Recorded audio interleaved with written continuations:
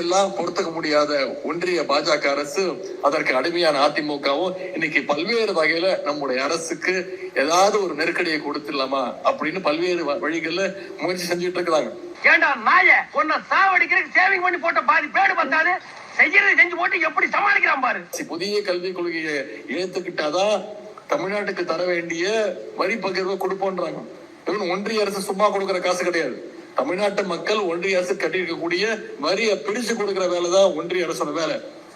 காசு படத்தை மொத்தமா அள்ளி கொடுத்தீங்கன்னா எடுத்துட்டு வர்றதுக்கு பெர்ஃபார்மன்ஸ் பண்ண வர்றா பல்லு பல்லு 2500 கோடி தரலனாலும் பரவாயில்ல, நீ 10,000 கோடி கொடுத்தாலும் எந்த காலத்திலயும் நான் தமிழ்நாட்டுக்குள்ள புதிய கல்விக் கொள்கையை நுழைய விட மாட்டேன்னு சொல்லி இன்னைக்கு சட்ட போராட்டத்தை நடத்திட்டு இருக்கிறது நம்முடைய முதலமைச்சர் அவர்கள்.